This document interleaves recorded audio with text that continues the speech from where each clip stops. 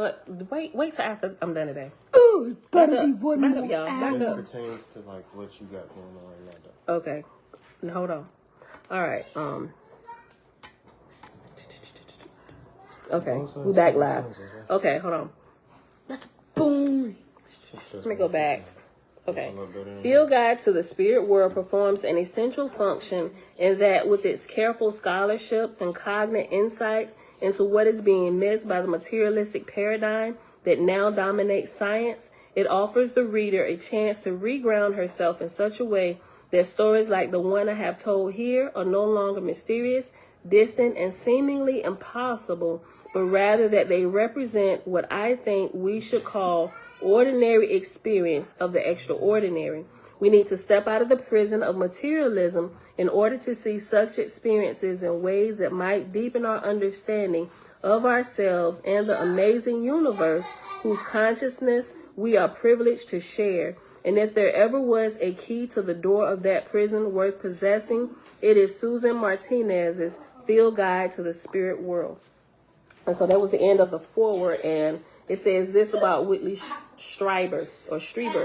Whitley Strieber is author of Communion, War Day, Superstorm, SuperNatural, and most recently, The Afterlife Revolution. His books, The Wolfen, The Hunger, Communion, and Superstorm, as The Day After Tomorrow, have all been made into movies. His book, Alien Hunters, was made into the sci-fi series Hunters. His website is unknowncountry.com, and his podcast, Dreamland, which explores the edge of reality, has been online continuously since 2000. And that's the end of the foreword. I do think I want to read a little bit of the introduction, which is entitled Final Bound, before we definitely ain't gonna get through all of it because it's pretty long. But I do want to read just like a couple pages. Let's see, hold on. I'm looking at y'all comments. There have been many cases popping up over here in our teens, mostly. What? Possession? Hold on, I probably didn't go up far enough. Hold on.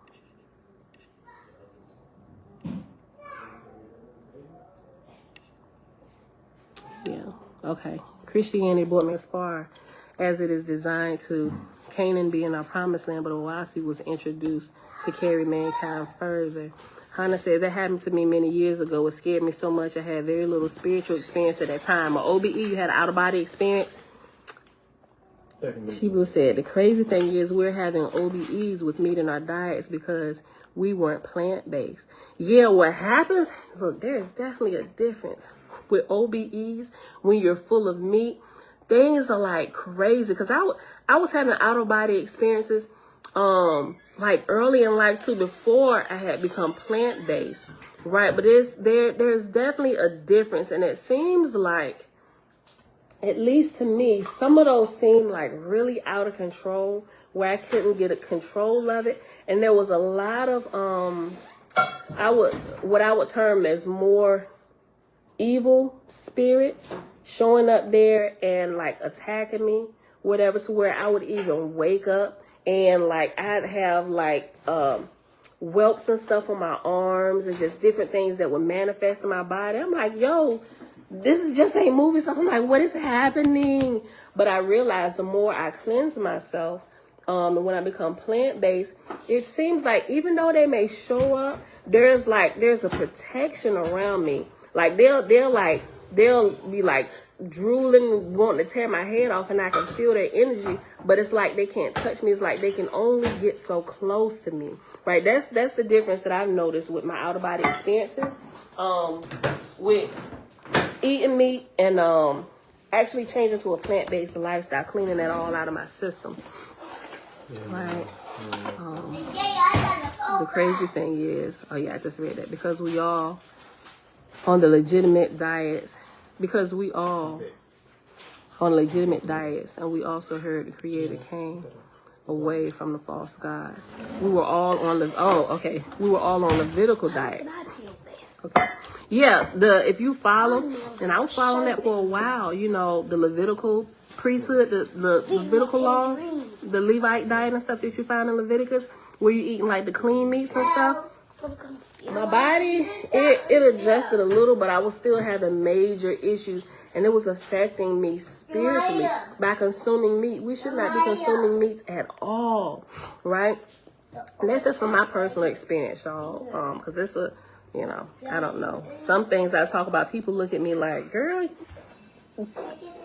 you watch too much TV. I'm like, not, and some people, they've never had anything spiritual like that happen to them. And they just really can't, like, they can't really understand what I'm trying to explain. And the closest reference they have is maybe like a movie or something. And they think it's all fake. And I'm like, yo, it's not. It's really happening to people.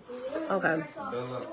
Thothma has been practicing this in ancient Egypt, which is called the death trance. Right. Yep, they call it the death trance, right? We call it today OBE or astral projection or out of body experience. Yes, babe. Okay. All right, y'all chill out. Okay. Yeah, Tootie. Okay, yeah. Hannah, I think I was on a fast for medical reasons. Listen, this is when it will heighten a lot, because what happens is as you begin to cleanse yourself out, you attune yourself more to the spiritual realm, right? And whatever spiritual happenings is going on in your immediate atmosphere, you're going to run into that first, right? You're going to click into what is going on there. And if it's a lot of shenanigans happening, you're going to run into that, which is why I think some of my, when I was still like eating meat, like some of the stuff that was going on around me, some of the things seemed like out of control. You hit that first layer of spiritual realm first. But if you fast, everything will be heightened, especially if you do extended periods of fasting. Yeah, and you will realize it's a lot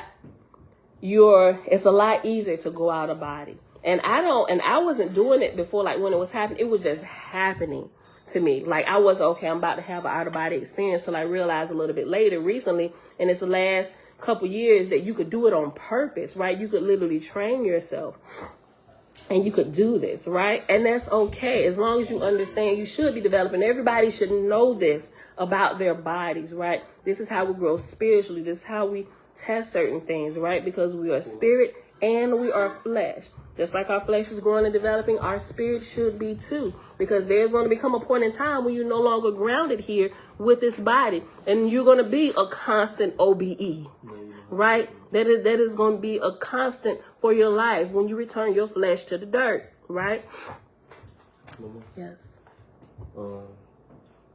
If that's the case, how in the world do you deal with anxiety? Because anxiety is my biggest. Okay. Pause. If you stay here and listen, it's gonna get into all of that. We may not get into it today, but we'll talk about it a little bit more. Hold on.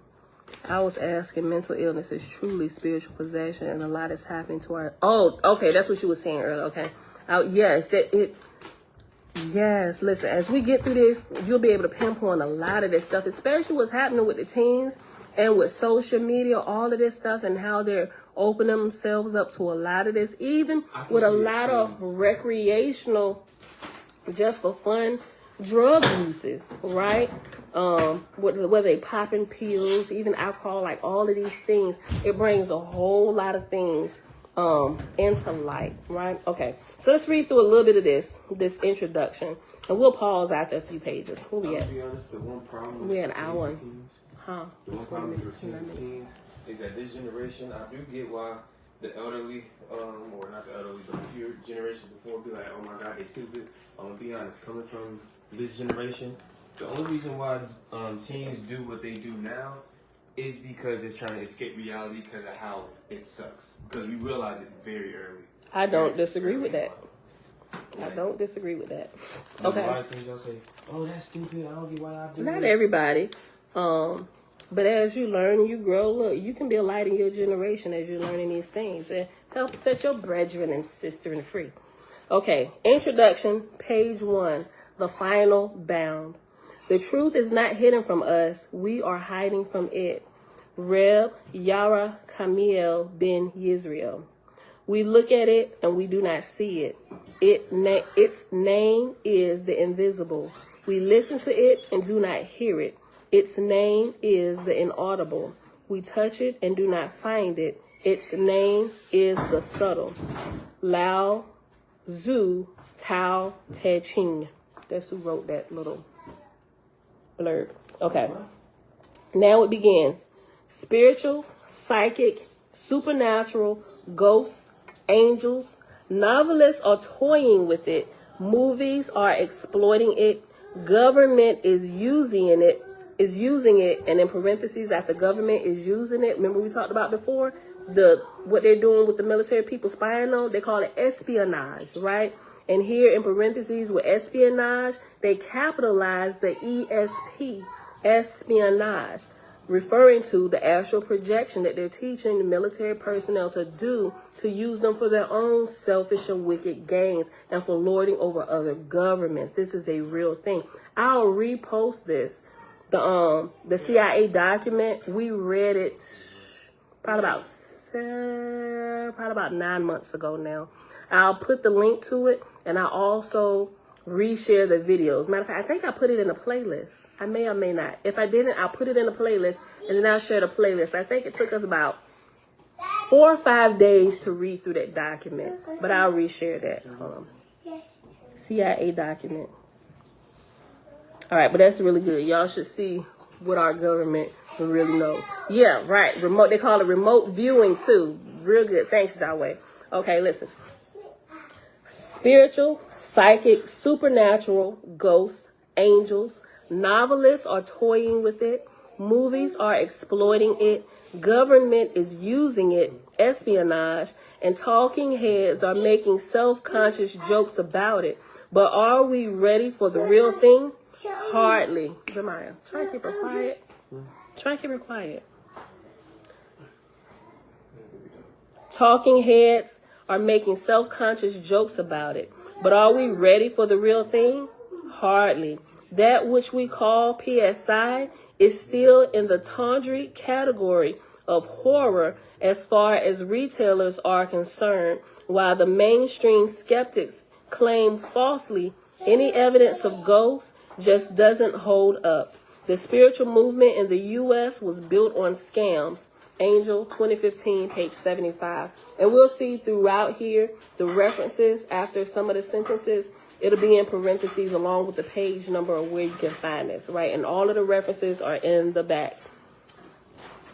But what about the tunnel dividing this world from the next? The tunnel, aka the void, the vacuum, the valley, the vortex, has recently become the main metaphor of the near-death experience, or NDE for short.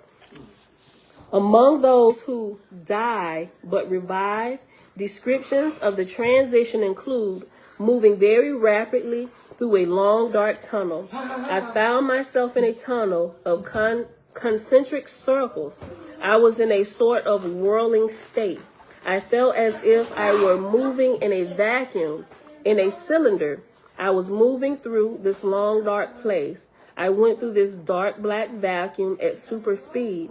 I entered a narrow, very, very dark passageway. I was moving through a deep, very dark valley and the like. Moody, 1975, front page, pages 30 through 34. And Dr. Hey, do me a favor, little girl. Go up there with the rest of your brothers and your auntie and your uncles. Take her up there, please.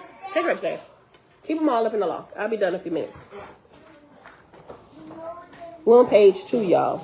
In Dr. Melvin Morse's 1990 study of NDEs in children, I found more than 25 testimonials that specifically describe a tunnel, the place, as Dr. Morse terms it, where the material and the spiritual worlds meet. 1991, page 126. But entering the tunnel or touching the darkness is by no means limited to the NDER. This in-between place, this limbo, has been depicted in almost every variety of ASC or altered states of consciousness. We find the tunnel described everywhere in the literature of MPD, or multiple personal disorder, of autism, of astral projection and mediumship, of hypnosis and dream, of demonic possession, and even in cases of criminal psychopathy. That's right? Psychopathy. And even in cases of criminal psychopathy. In criminology, we have the psychopath or sociopath. In demonic possession, the subject is a victim. In psychiatry, it is the client. In PSI, it is the medium or the sensitive. In the occult, it is the EER or the extraordinary experiencer. In MPD, it is the patient and her alters. In poltergeistery, the experiencer is the focal agent. Although these appear to be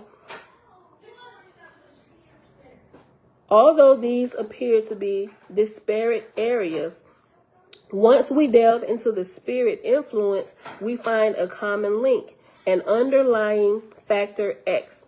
But because specialists are so insulated from other fields of knowledge in today's world, it is rare that we glimpse the remarkable similarities that exist between multiples, somnambules, narcissists, obsessives, autistic children, psychics, as well as cases of possession, schizophrenia, sociopathy, hysteria, and poltergeistery. I think I said that right. The common determinator is the ASC, disassociation from the ordinary reality. In this book, we delve into that separate reality, that non-physical existence in which the disembodied being might find himself. When Kenneth Ring found striking links between people with NDEs and UFO encounters, he called these folks EERs, or extraordinary experiencers. Not surprisingly, abductees tend to be psychic. These EERs get high scores in ESP tests. They have paranormal experiences, are prone to trance, and there are quite a few MPDs among them. EERs tend to have dissociative personalities. They are sensitives who have not developed their gift. Most have been physically vulnerable since childhood and are natural recipients for extraordinary phenomena of all sorts. Ring, 1992, page 142 and 129. Consider the mounting literature on and more frequent occurrence of the baffling phenomena of MPD and OCD, obsessive compulsive disorder. Remember, MPD is multiple personal disorder, and OCD, obsessive compulsive disorder. Closely related to these are numerous cases worldwide of spirit possession. A touch away is the matter of psychic mediumship, and at a stone's throw we have the mysterious voices and foreboding whispers that prompt antisocial behavior, even crimes of the most ghastly yet inexplicable kind. We will visit them all. I have long been writing to prove that the spirit world is not an invented thing, but a reality with which we have fallen out of touch. There is a biblical prophecy in Acts chapter 2, verses 17 through 8 by Joel, according to which the use of psychic powers will one day be widespread among people and commonly accepted. And we all know this. And it's also found in Joel. It's repeated in Acts. I will pour out my spirit upon all flesh. Psychic powers are coming back. Psychic powers are coming back around the mountain. The use of ESP also aiding the moral rebirth of mankind. Rizal, 2007, page 101. With secondary selves, we have not only a chronic form of ASC, but also a virtual state of siege. MPD seizures, as Dr. Charcot once observed, can be mistaken for epilepsy. In one MPD case, Kit Castle, Dr. Beadler noted the medium mystic Kit's history of epilepsy and its curious connection to the poltergeist activity surrounding her. It is especially in the switching process, switch and twitch, from one persona alter to the other, that the multiple is seized, sometimes flailing and writhing. In the case of Billy Milligan, his lips twitched, he was quivering. Keyes, 1981, page 54. Epileptoid symptoms are not uncommon in MPD. When another multiple, Beth, switched to her alter, Anna, her eyes rolled up to the ceiling. Mayer, 1989, page 20. Just stop trying to do that until I'm done. All right, page 4. It's a title, No Earthly Power. Let me take hyperpraxia as a single example of a baffling experience with a paranormal underpinning. Hyperpraxia denotes feats of extraordinary, unearthly strength. In one instance, having been assured by the hypnotist that it was light as a feather, a man of low muscular development took a 20-pound weight, which ordinarily he could barely lift, and twirled it around his little finger. Inglis, 1992, page 193. The well-known mental traveler, OBER, out-of-body experiencer, Vincent Turvey explains his long-distance clairvoyance as appearing to see through a tunnel. His biographer comments, here we have a perfect description of etheric flight. When Mr. Turvey's double was capable of physical exertion, When Mr. Turvey's double was capable of physical exertion, he once lifted a bed with 2 people on it, though incapable, when in the body, of lifting a small child. He was, of course, drawing on some psychic force. Battersby, 1979, page 93. Hyperpraxia is one of the cardinal signs, according to the ritual Romanum, of entity possession. Though Dr. Peck's patient, Becca, was dramatically underweight, gaunt like a concentration camp victim, she exhibited superhuman strength during her exorcism. Peck, 2005, page 134 and 151. Thrashing. Can we go see a hypnotist? Boy, stop interrupting me this morning, because you interrupted me with foolishness. Some days you be right on point, but today, hush. Listen, hush, Jeremiah. Thrashing and contorting, the victim of possession is often impossible to restrain. Even the slight 13-year-old boy, the exorcist's real-life child, threw off a team of full-grown men. Possession, working at full strength in a human being, can be overwhelmingly forceful. During the exorcism of the woman called Therese, Fathers Pier Paolo and Guestino in Italy could not restrain her. She seemed to have 100 times her normal strength. Christianity, 1961, page 139. In a similar French case, the woman was so violently possessed that her strength was above 5 women's, not unlike a Chinese case where the woman's strength was almost superhuman. Ebon, 1974, page 92 and page 140.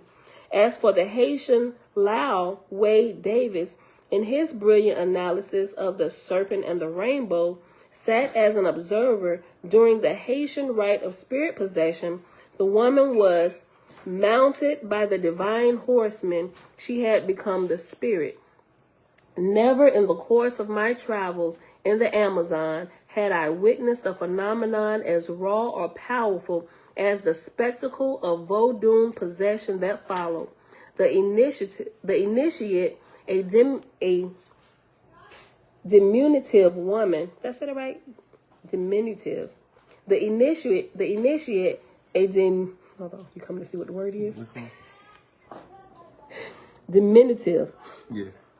Diminutive. Yeah. The initiate, a diminutive woman, tore about the peristyle, lifting large men off the ground to swing them about like children. Davis, 1985, page 45. This supernatural strength Davis calls the mystical agility. Multiples, too, have performed prodigious feats of strength, like Billy Milligan, who smashed the toilet bowl with his fist. Jennifer, another multiple, who describes her own dissociated state as if I were in some dark tunnel, broke a tennis racket in half during one of her rages. I can't believe I broke it, like it wasn't me, like somebody else had taken over. Wolf, 1991, pages 26 to 28. The epileptic may also be imbued with this paranormal power. The strength he exerts during the attack seems to exceed his natural endowment. Lermite, 1963, page 28. Overshadowed by malignant spirits, the psychopath may be a candidate for both epilepsy and hyperpraxia. Richard Ramirez, the LA Night Stalker, had been an epileptoid in childhood, and as a man, when he was in killing mode, his strength increased, and he carried her, the victim, like she was a weightless rag doll. Carlo, 1996, page 142. John Wayne Gacy, serial killer, had also been a sickly boy with spells of fainting, rolling back eyes, swooning. The doctors found nothing, but during a hospitalization at age 17, he was diagnosed as having an epileptic fit. According to the doctor, Gacy told FBI super agent Robert Ressler, 1992, page 86, "When I had an epileptic seizure, I had 800 times my own strength. The seizures, we suggest, have something to do with Gacy's belief that his crimes had been committed by someone other than himself." Ressler, 1992, page 247. But also the medium and adept like John Balu Nubro, who lifted a ton without apparent effort. Fodor, 1966, page 263, just as his contemporaries. And we know JBN, right? Where is this? Listen, no, we finding out more stuff. Listen, we got to see it all the way to the end, my G. Hold on, Listen, hold up. Because Listen. But also the medium and adept like John Balu Nubro, who lifted a ton without apparent effort. Fodor, 1966, page 263, just as his contemporaries, the Fox sisters and the Coons boy, all in the 1850s, exhibited remarkable feats of strength. Then in 1884, it was Georgia's Lulu Hurst who captured American audiences with her inexplicable prowess. Okay, so there's this picture with Lulu Hurst, the Georgia Wonder, right? Those of y'all who live in Georgia, go look into Lulu Hurst. Listen. Okay, so I'm going to show this picture, and I'll take a picture of this. This is for Facebook, so you can see. Screenshot it if you want to. But I'm going to take a clear picture of it, and I'll post it so y'all can see this. Right. So you see that woman, and it's going to explain what's happening. Okay. I'm going to some type of, not psychic, but I'm telling you. Just watch. You look. Right. Yeah. Hold on. Yeah, all these sicknesses, many of our family members suffers from some of them. Yes, they absolutely do. Look how full the mental facilities and the jails are. And those are spirits who are inhabiting people. There's trillions around us, just absolutely, Shebrew, just waiting for their chance, right? So we better quit playing with this stuff, right? Listen, I mentioned this before. This is one of my old pastors, taught us. And then I've never known anything to be more true. I talk about it all the time because I found that it truly is, let's not even say a hidden key, but even in the New Testament, Jesus talks about it. He said, this kind does not come out but by fasting, by prayer and fasting. What was he talking about? He wasn't just talking about the demonic possession, but also the unbelief of everything that was happening, right? Fasting, even if you are the one that is possessed, or you're being obsessed or depressed by spirits or outside forces, and a lot of people can feel that, and sometimes they mistake those oppressions, possessions, depressions as themselves when it's not really them. They are being overshadowed by, like, come here, Jeremiah. Say if this is you. What they can't see is the spirit that's overshadowing them. If they all of a sudden start getting depressed out of nowhere, if the spiritual realm was opened up, you'd see that spirit hanging on to you, doing all this, doing all this on you and pulling you down, and you don't understand why you so, like, what is going on with me? I can't seem to shake this. The fastest way, in my understanding, maybe other ways, right? If you take it to the hospitals, they're going to try and give you medicine. They're going to try electroshock therapy, because the whole electroshock therapy thing started trying to relieve your person of the spirit that was overshadowing you. Not shock you back into your right sense. Technically, maybe, but it was really to disconnect the overshadowing spirit that was attaching itself to you, right? So a lot of times those are not even your own thoughts telling you to do crazy things. Those are spirits waiting to get in. And if you follow some of that advice that they're suggesting to you, you open yourself to be put in a sunken place, and it gives them, you open the door. Thank you. Now I can drive your body, i.e. reincarnation. Yes. I'm gonna be honest. Let me peer into the spiritual realm. I'll see one of them doing, I'm gonna get your whip ass off me.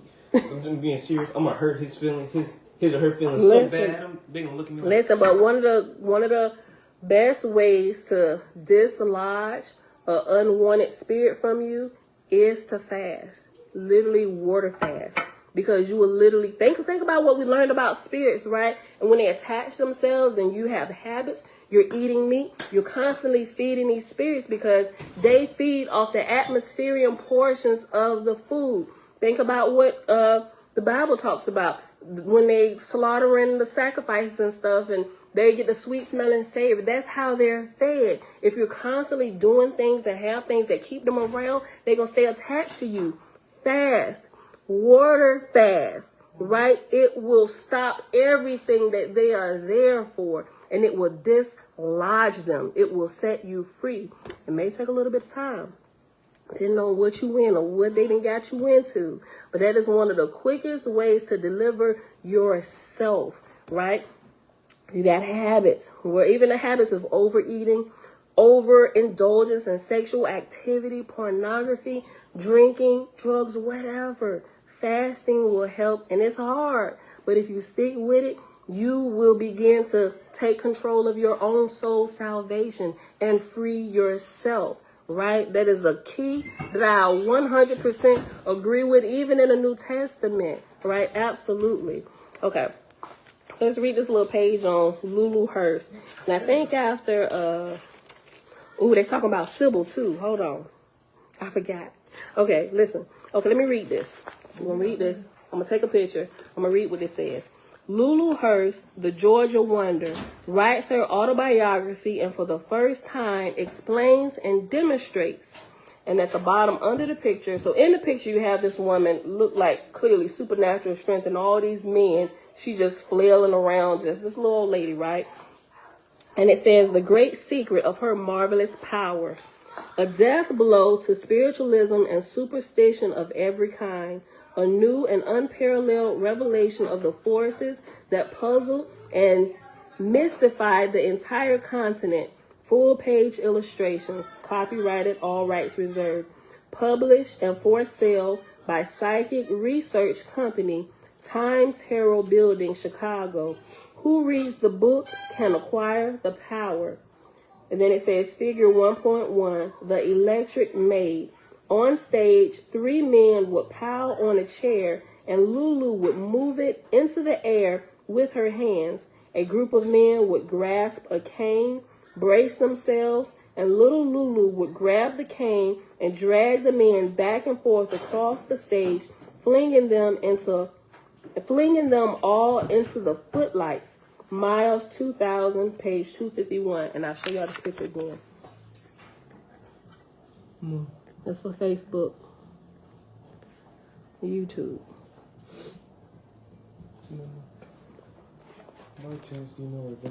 Bonds, yo, this week has been wild with the fasting. Yo, let me tell you something. If you ain't started growing spiritually until you start trying to add some fasting in. Once you get past your flesh and fighting through them first few days of just getting this under control, because the first few days you're gonna have to fight your flesh, right? Oh, you better go get something. You gonna die. You know you ain't supposed to be doing this. You need to be under doctor supervision, and some people do, right? Don't take it for granted, especially if you have a lot of medical issues going on. But go to a certified holistic doctor, not the regular ones, because they don't study fasting. They only study as much as to fast for these couple of days to do a surgery and chop you up and remove stuff. That's the extent of their fasting knowledge. Most of them. So go to somebody who's holistic and study these things, master herbalists, and they can teach you, and they can, they can guide you to make sure you don't hurt yourself, especially if you are taking multiple medications. They have the understanding and the know-how and the knowledge to help wean you off of the medications, naturally with your fasting, or whether if you're not doing straight water, using herbs and fresh fruit juices, they'll do it and naturally wean you off. So remember that, right?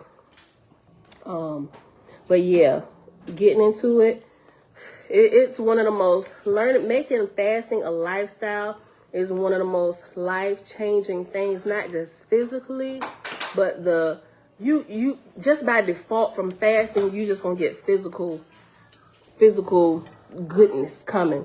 But the thing that I love the most is the spiritual clarity and the insight and the connection to the Father and being able to see and clear. That is one of the things that I love, which is why I talk about it a lot. And I'm constantly doing little small fasts, working myself back up to the bigger fast and everything, right? So, but each time I fast, I learn something new about it and about myself, about my body, about my spirit, right? It's a wonderful education. Like, what days are stuff like? Is it like 3 days? Is very effective? Like, how long? Because I can fast. It's not that. Depending on what you're trying to fast for, I'm more so trying to fast because I don't want to deal with anxiety. Well, first of all, you have to realize what you're doing that's causing the anxiety. Think about your triggers. What triggers the anxiety? Deal with that. Get to the root of the problem. And it's simple. Start by fasting 1 day a week on the Sabbath. Right? Because you should be resting from everything, including from what you shovel into your pie hole. If you're trying to say that, my girl. All right. Hold on. For Sundays, since Sundays is off. Dad started it back then. I don't know if you remember, but Dad always said no electronic Sundays. Sundays are considered nap days.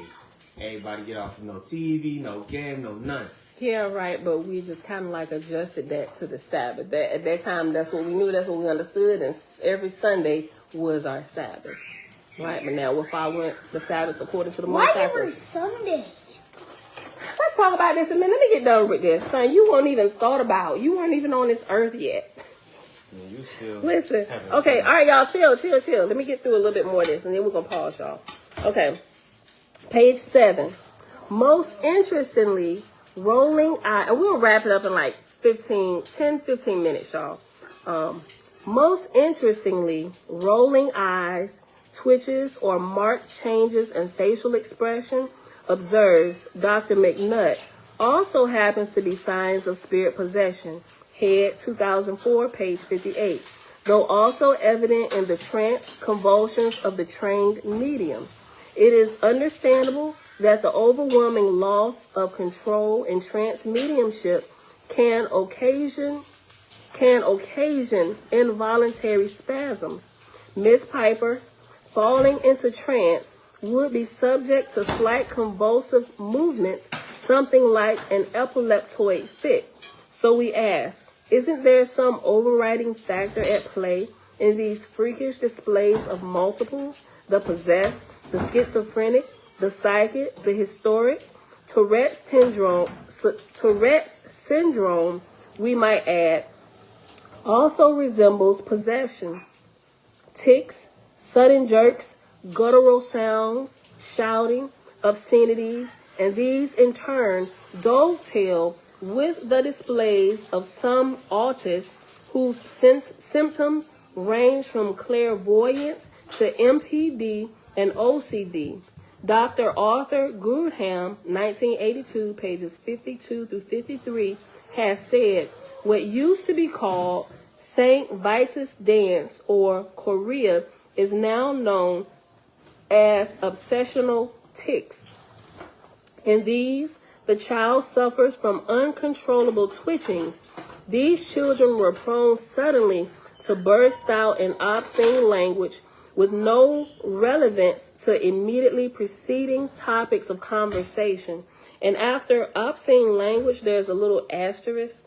And down at the bottom, the asterisk says, why does Corporal Layla or sudden fits of filthy or abusive language, see Appendix A, occur in spirit possession, criminal pathology, OCD, and MPD? We seen this. I shared a little clip. Remember Lovecraft Country. Remember when we was still in Oahspe, towards the end, we was talking about some of this, and it was giving an example, and I was telling you about Lovecraft Country, and we was talking about the discarnate entities and the what they would label as demon spirits or ghosts in that house that the sisters had bought was really people who had lived before, but they showed their bodies in Lovecraft Country of what they looked like at the time of their murder. So some were headless, meaning that the head got chopped off, or they had a noose around the neck, or there was a scientist that was doing experiments. There was a huge dude who had a baby head, right? So it brought some clarity to some things that we may see in the spiritual realm. It was like, oh my gosh, these are demons. They look like freakish monsters, but it's showing them because they went into the spirit world in chaos, and that's what they look like, right? So, but when they had this down in the basement and they was about to cast out this demon, the scientist dude, who it was his house, whom he was doing all these experiments on black people, remember he possessed, what's his name? The dude, anyway, the black dude possessed him, and he was stomping, cursing. He was having these fits of rage. I'm going to reshare it again today so you can see it. I think I know right? what Yeah, Lovecraft Country. Right. So, but y'all probably seen this. So you probably seen somebody walking down the street cursing, like look like they out of their mind, or somebody like all of these things. I'm sure we're all familiar with. If we haven't seen it in person, we probably didn't seen it in a movie. If not, I'll share a couple clips. If y'all see right? that, y'all better walk to the other side of the world. Walk to that other sidewalk. Don't y'all do nothing crazy. Listen. I know one of y'all thinking about it. Listen, chill. But Hold on. I was about to say, to be honest, I think I call them the deranged, or AKA demons. Honestly, I just think they need a hug. Take what they may have, right? I think that's all they really need. Listen, They just need some love. Because they was coming out with another season of Lovecraft Country. There was a lot of truth throughout Lovecraft Country, right? Now be careful if you go to watch it if you haven't seen it yet. There's a few scenes in there, a few sexual scenes of the unnatural order, right? But boy, Ew. chill. But just be aware, right? But it does. Lovecraft Country shows you a lot of spiritual truth. Okay. These children, hold on. What was the asterisk? Oh, I got to finish reading the asterisk thing. Hold on. Let me just start over. Why does Corporal Layla sudden fits of filthy or abusive language, see Appendix A, occur in spirit possession, criminal pathology, OCD, and MPD? Gurdam's, I said go upstairs. No, put it back. Gurdam's patient Annette passed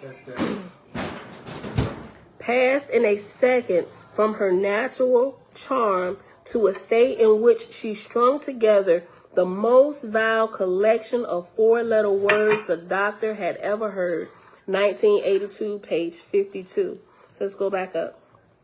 These children were prone to sudden bursts out in obscene language with no relevance to the immediately preceding topics of conversation, whether or no this particular manifestation should be called obsessive or due to possession, the basic fact remains that the two conditions are allied to each other. Emphasis added. People with Tourette's, moreover, are likelier to have ADHD, impulsivity, OCD, learning disabilities, and sleep disorders. Most of this is presumably due to their difficulties with impulse control. Impulse? I don't think so, but yes, it is a matter of self-control.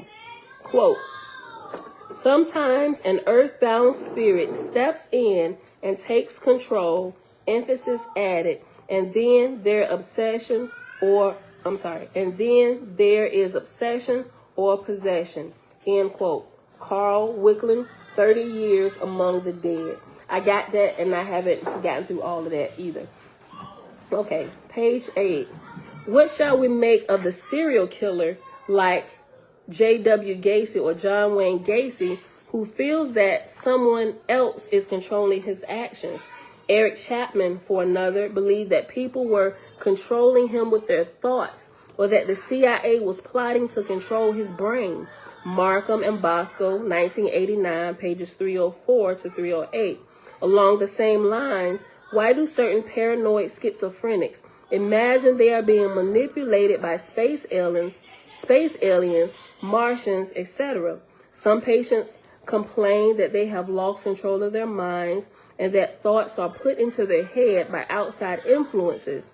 Now, these are exactly the symptoms one would expect if the theory of spirit obsession were true.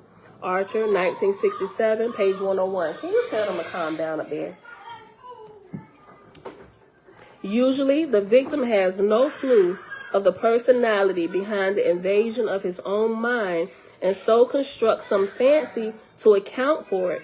Dr. Rappaport, an OCD specialist, has encountered kids and teens with ET, alien, outer space creature scenarios. Debbie was one of a dozen kids who had their own science fiction story to explain the planted thoughts. Laura, OCD since age 7, had watched a movie about Martians controlling people on Earth. This, she thought, might explain the foreign thoughts inside her head. Rappaport's patient Sam was another. I would imagine myself being the controlled pawn of observers from outer space. How else could one explain the compulsions that I knew were so endless? Rappaport, 1989, page 113, 139, and 54. Mega control in early life has been found at the base of many pathological disruptions of psyche, including dual personality, Capgras syndrome, hysteria, schizophrenia, compulsive crime, somnambulism, extreme depression, ODP, and other spontaneous ultimatums like hyperpraxia and coprolalia. Seek and you will find a highly domineering parent or guardian. Somehow, self-will has been removed from the child, most likely at the hands of an overpowering parent or even a church. In many cases, parental mega-control was exercised amid a total absence of encouragement and affection, which are the water and sunshine of a healthy growing child. Strictness often comes with a lack of affection. Rita, medium mystic, tried to please her father, but only invoked his wrath. He had her beaten for an imagined impudence. Such parent-child relationships are found quite uniformly among the families of the all-spiritualist mediums interviewed. All have referred to their upbringing as a strict and described their parents as undemonstrative with each other and with their children. Crapanzano and Garrison, 1977, page 55. Billy Milligan's stepfather not only abused him horrifically, but also an extremely rigid, tyrannical individual with little feeling for others. Daddy Shaw was also hypercritical, watching the boy constantly. Billy sat on the couch the way he'd been told to, feet flat on the floor, hands on his knees. Keys, 1981, page 176. Dr. Mayer recalls, I once had an MPD, a multiple personality disorder. I once had an MPD patient who would often hear a voice berating and cursing him. He was convinced he was possessed by a Dybbuk, a Jewish demon, which would yell at him. Susan, another multiple treated by Mayer, had been dominated by her church deacon father, who tried hard to control her. Lauren's mother was always picking on her. Toby's mother was domineering and sadistic, scalding her with boiling water. Mayer, 1989, page 165, 126, 145, and 251. The mother of Sybil, a famous multiple, always had her by the arm. Hers was a family of zealots. The radio, laughter, and other pleasures were the work of the devil. Home life was filled with religious strictures, fundamentalist prohibitions. Strictures. Yeah. Home life was filled with religious strictures, fundamentalist prohibitions, evangelical ranting, and puritanical rigidities. Schreiber, 1973, page 256. In the case of Audrey, OCD, the 28-year-old was the product of strict parochial school upbringing. Somebody, some headphones, please. Or eat in there. In the case of Audrey, OCD, the 28-year-old was the product of strict parochial school upbringing. Excessively preoccupied with prayer and confession, she was certain that Satan himself was implanting sinful thoughts in her mind. As a rule, possessed people know that something is wrong, as if another force were gripping them. They're out of control. Something is living underneath their skin. Burnham, 1990, page 138. Yes, trauma definitely opens the door, Shebrew. When I was in high school, I did a book report on Sybil and had to read it in front of the class. You could hear a pin drop. What she went through was so devastatingly sad. Wow. Yeah, I kind of read some of this stuff. It's like, whew, boy. I was like, now I had some crazy things happen to me and pick up on some stuff, but some of these just make the hair on my skin stand up. I'm just like, oh my goodness, right? Which draws me closer to the Father. I'm like, Father, keep me.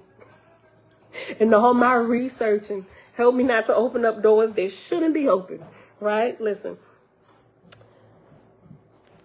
There is something chillingly similar between the personality of the sociopath, APD, antisocial personality disorder, and that of the bodacious alters of the MPD. It is almost as if the sociopath is himself ruled by a dominant alter who is rebellious and obnoxious. We know this extreme selfishness underlies both the sociopath and the unmanageable alters of the multiple. What was that movie? It's a recent movie with Samuel L. Jackson. And it was a movie with the dude that he was in a crazy home. Well, they put him not crazy home, but anyway, they put him in an insane asylum.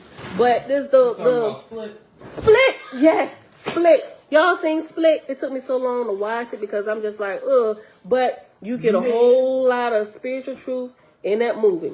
I wouldn't watch it at night, but that's just my fear speaking out. The actual movie. But I watched it. It's a really, really good movie. And they show some, they show some spiritual principles that, like, if you're learning this, it brings a whole lot of things to light, right? It's good. I do recommend it. Would I watch it again? I would watch it again because I understand now what I didn't understand back then. So now I wouldn't be scared to go, but I still probably wouldn't watch it at night. I don't fool around with darkness. Listen, well, I'm still working on me. Listen, hold on. There is something chillingly similar between the personality of the sociopath, APD, antisocial personality disorder, and that of the bodacious altars of the MPD. It is almost as if the sociopath is himself ruled by a dominant alter who is rebellious and obnoxious. We know this extreme selfishness underlies both the sociopath and the unmanageable alters of the multiple. The same unbridled self-interest is the final criterion of the lowest grade spirits. In the study of criminal psychology, one is forced to the conclusion that the most dangerous of all types of mind is that the inordinately selfish man. I'll read it again. In the study of criminal psychology, one is forced to the conclusion that the most dangerous of all types of mind is that of the inordinately selfish man. Costello, 1994, page 31. The lowest mortal grade in the Oahspe system is the most self-serving, thus easy prey to Druhas, the lowest of the low in the spirit world. I was about to bring up this in Oahspe, but I just decided to keep reading, and they actually said what I was about to say. The lowest mortal grade in the Oahspe system is the most self-serving, thus easy prey to Druhas, the lowest of the low in the spirit world. So if you're absolutely selfish, always thinking about yourself, you are easy prey for spirit possession, oppression, and oppression, possession, and depression, right? You prime targets for them, right? Selfishness, conceitedness, always worried about yourself, traumas, all these things. I'm about to get into this really, really deeply. Another reasonable question: why does memory loss occur so consistently in possession in ASCs, MPD, criminals, and self-cutting, as well as among trance mediums who usually do not know what happened until told afterward? Then there is the amnesia of those possessed by the spirit in Haitian Vodun. Davis, 1985, page 216. 2. Kenneth Ring, 1992, page 65. Chill. Who compares shamanic rites and ordeals to UFO contactees, especially notes the return phase, which is marked by feelings of confusion, disorientation, time loss, and memory impairment. The multiple, too, sometimes hears the statements of others that she slapped someone or screwed with some person she doesn't even know, and on and on. Cohen et al., 1991, page 41. Hey, y'all, two little ones, chill. This makes it easier to consider that many persons who suffer from amnesia are in reality MPs. Schreiber, 1973, page 449. The super multiple Trudy Chase, 1987, page 63 and 88, did not remember her childhood at all and was even unaware of things discussed moments before. Mayer's multiple Susan had no memory before the age of 12. I had yet to meet the psychologist who can explain why MPD and OCD have so much in common. Eve, the famous multiple, gave Rorschach, I probably said that wrong, Rorschach, that showed marked OCD traits. Read it again. Eve, the famous multiple, gave Rorschach that showed marked OCD traits. Thigpen and Cleckley, 1957, page 109. There is often so much overlap that doctors don't know what to diagnose.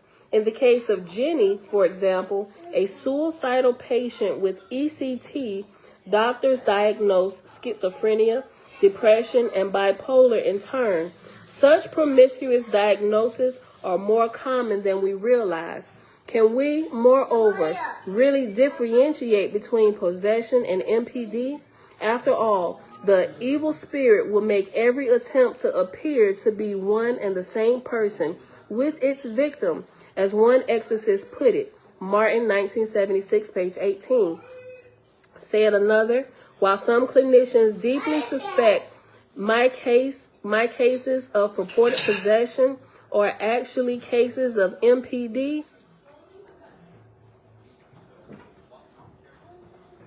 Oh, okay. Let me read it again. Said another, while some clinicians deeply suspect my cases of purported possession are actually cases of MPD, I have come to suspect that their purported cases of MPD may actually be cases of possession. Peck 2005, page 102. The classic case of Mary Roth was a terrific blend of possession and MPD, secondary personality. One can hardly distinguish between them. Quote, I was fed up after listening to four or five doctors come up with 4 or 5 different explanations, all of which were dead wrong. I realized that the doctors were groping around in the dark in this infant science called psychiatry. End quote. Danny quoted in Nafe, A Stranger in the Family. We know that victims of both poltergeist and demonic possession often loathe religious objects, venting their fury at formal rites. In fact, one theorist put poltergeistry as a type of possession. So why not put together under possession, MPD, OCD, schizophrenia, etc.? Because the big picture does not suit today's narrow specialists, particularly if the underlying principle has a supernatural ring. But the man on the street? Surveys tell us that there is a good deal of general interest in the paranormal and that 40% of Americans believe there is such a thing as haunted houses, while 65% accept some form of survival after death. Nevertheless, the official word remains with the scoffers. For quite a number of reasons, PSI phenomena continue to fly under the radar, kept in the proverbial closet.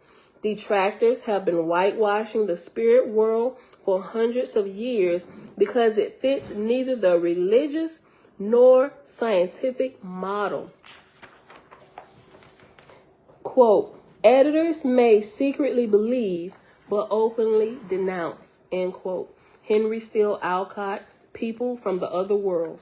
Many individuals, too, have kept secret or unspoken their own paranormal experiences. Why the big secret? Is it because we fear ridicule or that no one will understand? Quote, psychic attacks are far more commoner than is generally realized. There is very much more in the mind than accounted for by the accepted psychological theories. End quote. Dion Fortune, Psychic Self-Defense. Nandor Fodor, the greatest 20th century compiler of psychic evidence, published many accounts of the psychic taint, including the prudent decision of one psychic head of state, Canada, to avoid becoming too actively identified with psychical research work. Psychical, what? How do I say this word? Psychical. Psychical.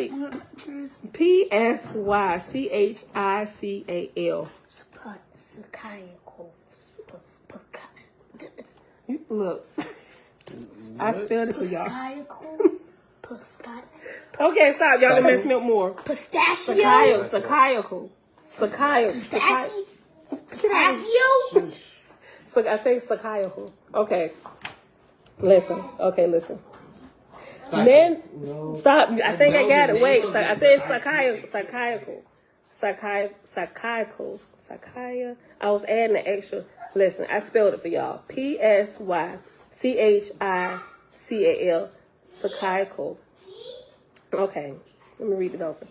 Nandor Fodor, the greatest 20th century compiler of psychic evidence, published many accounts of the psychic taint, including the prudent decision of one psychic head of state, Canada, to avoid becoming too actively identified with psychical research work.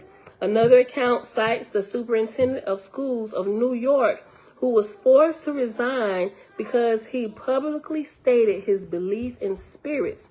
Fodor, 1964, page 4 and page 17.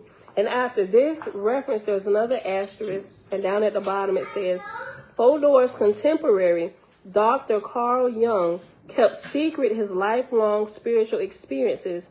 See my book, Delusions in Science and Spirituality, chapter 6. We're going to get to that book. We ain't going to go there now. Okay. The reason for secrecy or denial could be something as pragmatic as the precautions taken in selling or renting out a haunted house. The Surrey boarding house, for example, where the Lincoln assassination was plotted. The place had a reputation for being haunted, which throughout its long history hurt its resale price. Or take the Certain Group home, another Victorian building that was featured on Halloween broadcast and certified haunted by a paranormal organization that investigated the complaints of owners. The landlord, dismissing all gossip of hauntings, said, "Hey, it's just a nice old house. I'm sure there's no ghost there. I put in new wiring. That's suspicious. I put in new wiring, plumbing, and walls, and I haven't seen a single ghost. But even if he had seen one, chances are the skeptics would have explained it away, perhaps as a hallucination, or imagination, or rats in a wall.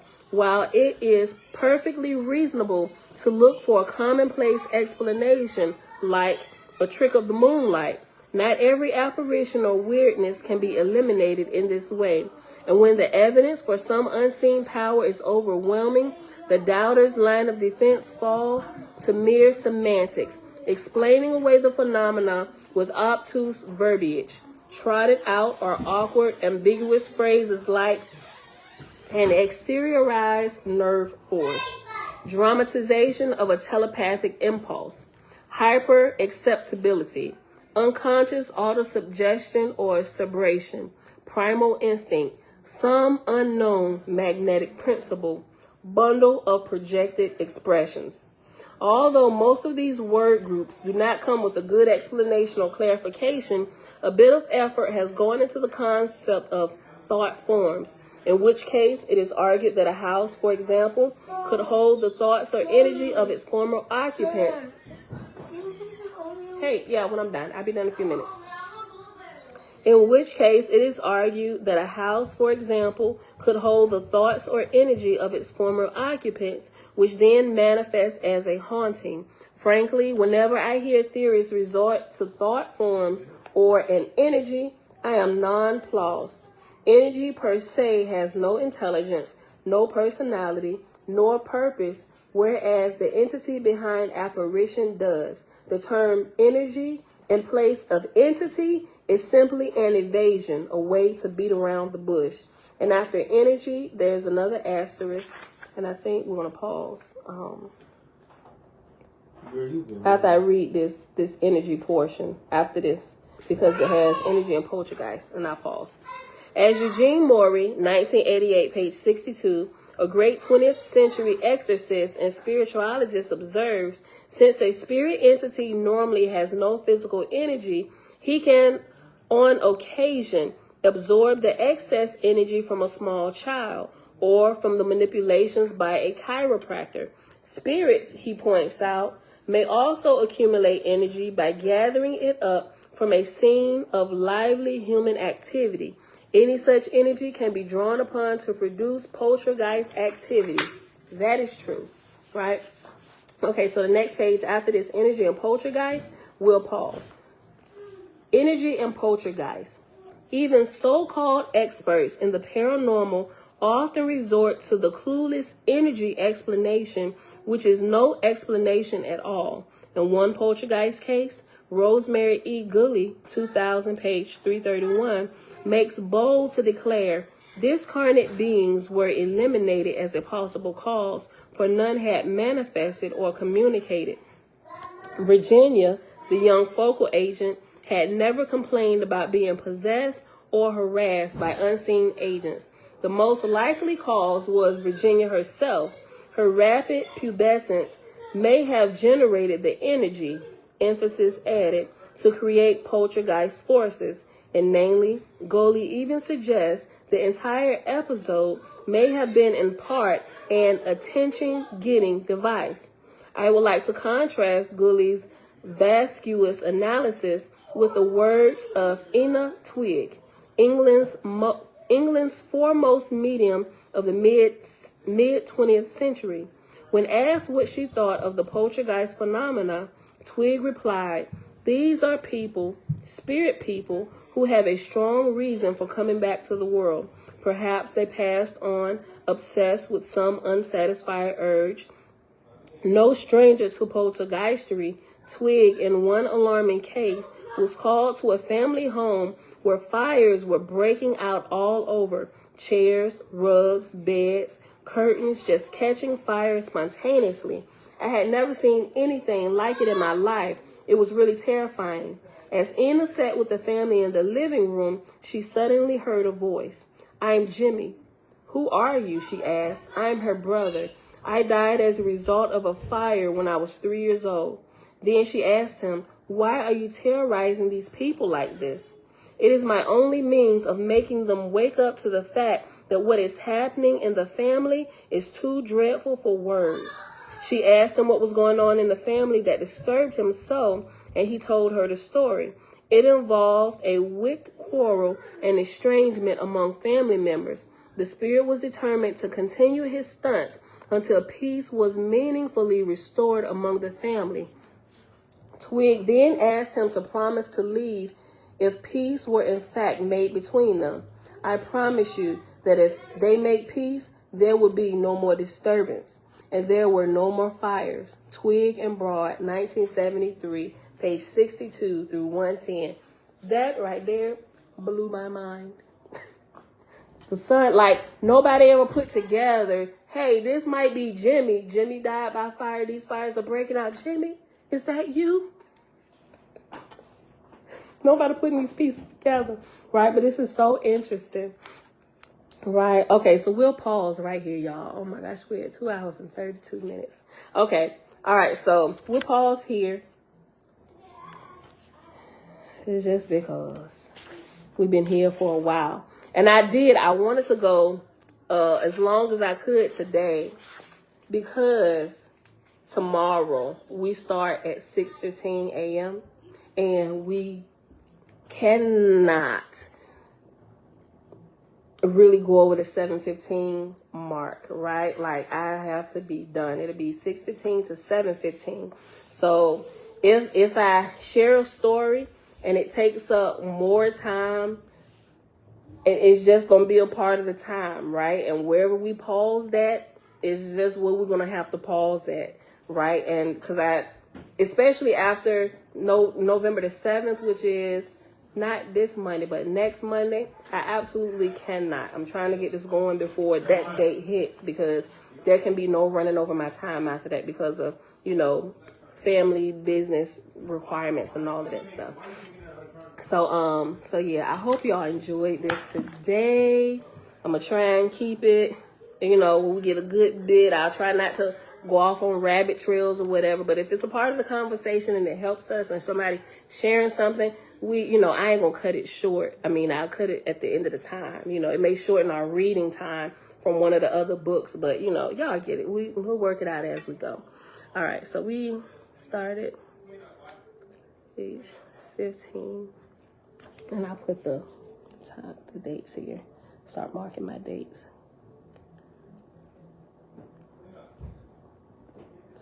Okay. All right, beautiful people. So thank y'all for hanging out. It is Sunday, October the 30th, 2022, day 250 of year 4, reading through the books of the Law and the Prophets, another 4-year consecutive day count, day 1249. We started over in Oahspe today. We read through the list of portraits and the preface. And then we started the Field Guide to the Spirit World. Remember, Susan B. Martinez, she is a true faithist indeed. She studied Oahspe She does a lot of research on it. She brings out major points. She even written books about her further research and study after she studied Oahspe, using like things of today, like in our time, because that was in 1881. Now we in the 2000s, right? So she wrote all this using current day examples of things, proving the points that were given back then that science really don't want to touch, right? If they don't want to touch it, we can test it and prove it here in the spirit, right? So she has done a great work. She gave us authorization to read it out loud. So we read the first 15 pages. Well, we stopped on page 15. So I'll share everything I said. This picture of Lulu Hurst, these clips from, hold on, split clips, Lovecraft Country. I shared them before. Split I've never shared. But just some of the things that we talked about. The CIA document. Yes, the CIA document. 2, 3. These 3 things. The CIA document plus I'm going to put them all in a playlist. If I didn't do it already, I don't remember. But it's like 4 or 5 videos where we were reading through this page by page before we actually started reading My Big Toe. So I'll share that, the playlist for that if you want to go back. If you don't want to read through the document yourself, you can actually watch the video and listen to me read it out loud, and let's talk about it while we're going through it. The clips from Split about the multiple personalities and the altars, and Lovecraft Country when he was the cursing and stuff, the spirit possessing, all that. So I share that with y'all. This page 2. I like this over here. I actually put my page number.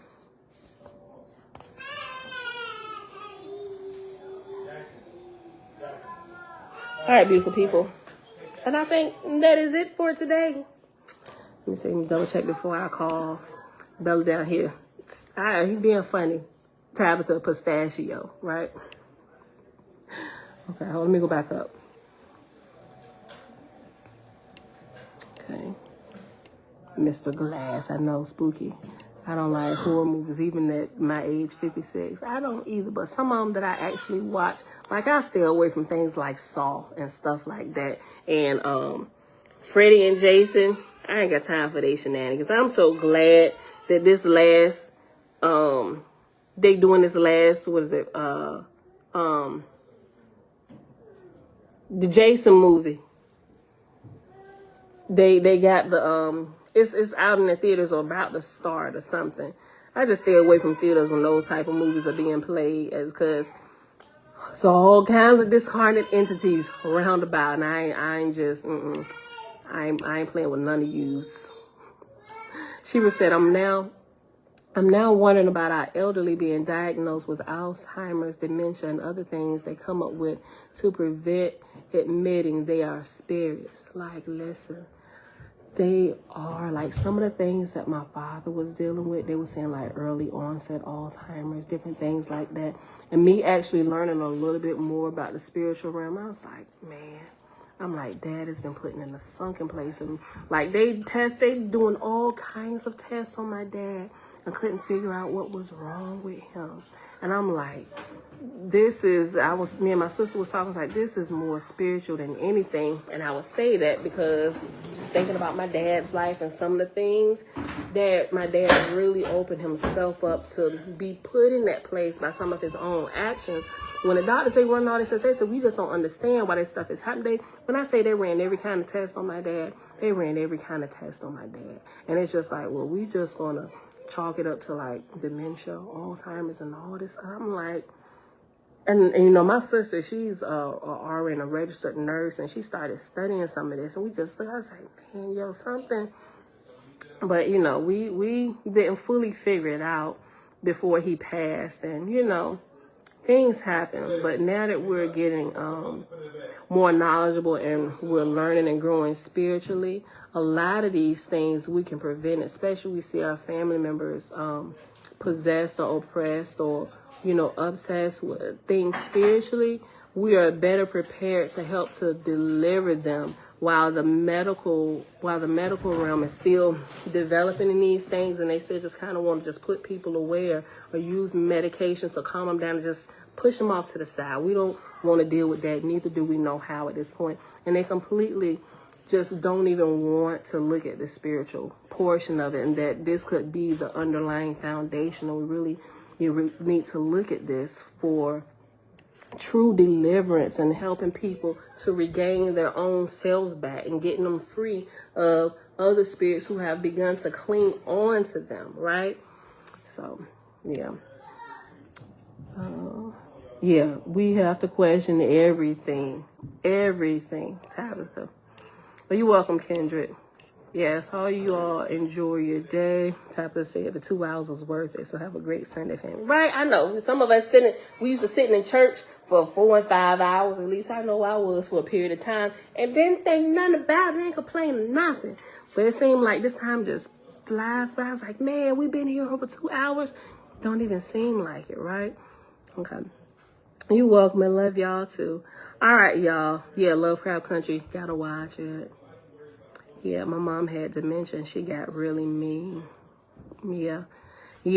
Like some of these things, like as we read through here and start getting into this, it's like, man, why couldn't we have come across this information before? Certain loved ones passed away from some of these things, because as we begin to read through this, especially if you've experienced this in your life with family members, especially if you became their primary caretakers, you can begin to pinpoint these things, and you can see, and you can test some of these things that help them get free, right? This is absolutely amazing reference. It really is. All right, y'all. So with that being said, let me call Tootie Baby. Bella! Come on, girl. All right, y'all. Thank y'all for hanging out. Angela, I just saw, she said, I wonder if that applies to grief. I'm sorry. Sometimes I don't be looking over here on Facebook, but I'm almost certain that I know what you're talking about. Grief is also a door opener to discarnate entities or spirits that are just waiting for the opportunity. We go through a grieving period when people pass, and we grieve different things. Not talking about the natural process of grief, right? That's not when you get overtaken or get overshadowing by opportunistic spirits that are hanging around. It's when that grief process is drawn out and it goes into an unhealthy thing where now you're becoming depressed and you can no longer function. You haven't found, Bella, wait a minute. You haven't found a way to healthily let this go or to heal from this. That's when grief, and it's going to get into that too, right? So, but yeah, I know. So, ready? All right, she ready to end it. Mom, yes, Tootie. The boys stole my stuff away. It's my Barbie suitcase. Was it broken? No. Well, I'll talk to them about that in a minute. Who's backing them? Elijah. Okay, well, we'll go up there. All right, Tickful said, hey, girl. Hey, beautiful Bella. Set apart said, hey, Bella. Everybody saying hey to me. Hey. Hey. All right, y'all. I love y'all. I see y'all back here tomorrow morning. Remember, 7:15 in the morning, y'all. Early. Right? I'll make sure I go to bed early. Make sure I get up on time. Right? So I can make my time. 7:15 is when we will end. If you come at 7:15, you're going to see we're going to be ending the video. So this time, tomorrow, starting at 7:15, Monday through Friday, it'll be 6:15 a.m. Eastern Standard Time to 7:15 a.m. Eastern Standard Time. Weekends will stay the same at 7:30. Backup channel, I try to time it, get it posted for the live premiere at 12 noon. Sometimes YouTube moves a little slow, or sometimes they go a little fast and I upload a little early, sometimes late, but it's always there. All right, y'all. So with that being said, beautiful people, I love y'all. I'll see y'all back here tomorrow morning, bright and early. 6:15 a.m. Eastern Standard Time. I love y'all. Peace. Yes, this is great.